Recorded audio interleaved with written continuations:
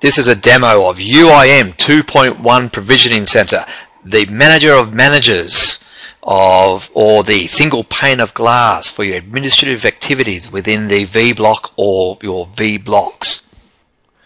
When you first log into UIM, you're presented with a dashboard. That dashboard can be personalized to your own requirements. Maybe you want to see the physical availability of resources within the Vblock. Maybe you are more concerned around the catalog, want to see how many services are assigned to each catalog item, so you can get an operational feel of the Vblock.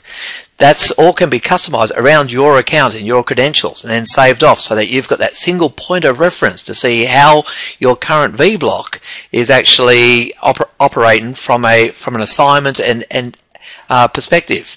You can see that within the charts. You can place that whichever way you want, and that you can actually get even more granular information by highlighting items within that.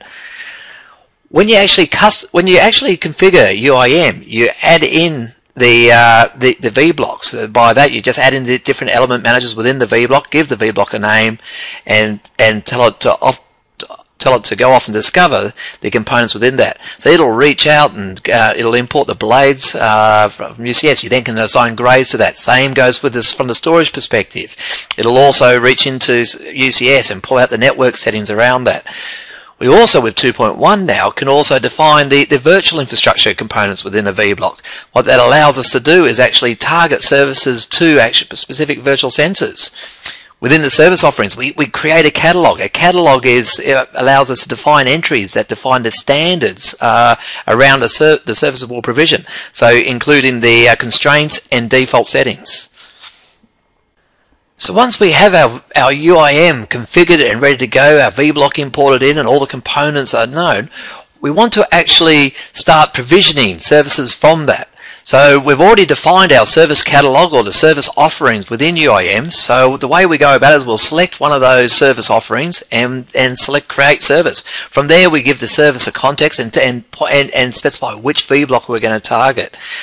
Now you can either choose to select all the default settings so that you effectively got a very simple planning stage around the creation of a service. Alternatively, you can customize that to meet your own specifics for your service. Because a service can vary. You can have the same function or the same tier, but you need to customize that around the particular workload or function of that service. So like in this example, we can take the defaults and then we can add blades as required to that. We also will change the name, so we don't want to take the derived names off that, so we'll actually customize that to our own names and also move away from things such as dynamic addressing, add specific network addressing details in there.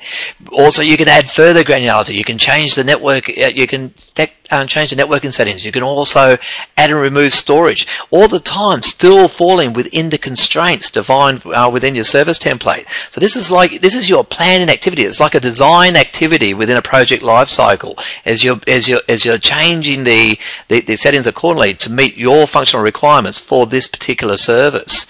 New with 2.1, we also specify the virtual center and cluster settings that will be created within it. So we can effectively, you'll see that your service is not only looking at the physical side, but also looking at the operational logical side. So here we pick our target virtual center and data center, and also the actual cluster settings within that. So that's it. We've now planned, finished completing the plan of our service.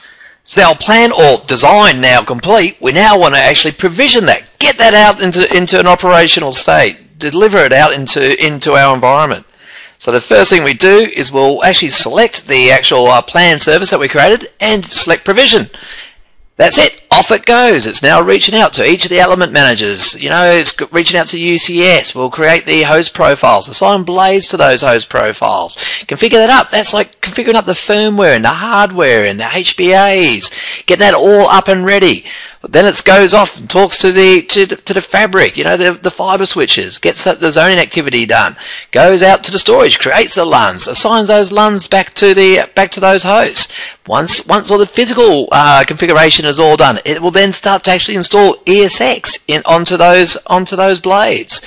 So you've actually got all the physical side being provisioned, as well as then it's actually getting installed, ready for an operational state.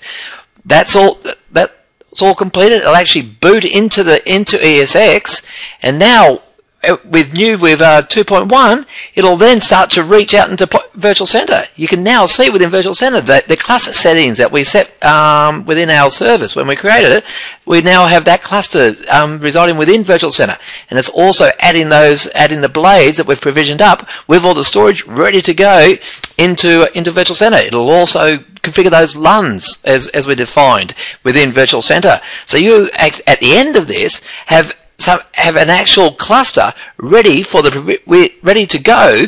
You can start to provision VMs into it. What have we seen? We've seen storage, network, compute activities. We've seen the virtualization side get configured, all through single-click provisioning. Bringing our Vblock as an appliance into reality. So we've got our service up and operational. Well, what does a Vblock do for us that ensures that actual service retains its operational integrity? So let's have a look at an example of what can occur in an operational environment.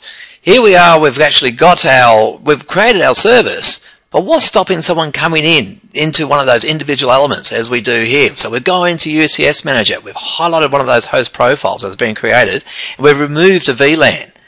Now this can actually cause serious disruption into an operational service, as you can imagine. But now you can see within UIM, it's actually giving us an alert and actually telling us what the actual what has changed within that. So even though that's a logical change, it's actually bringing focus to us, allowing us to be able to address that as concerned.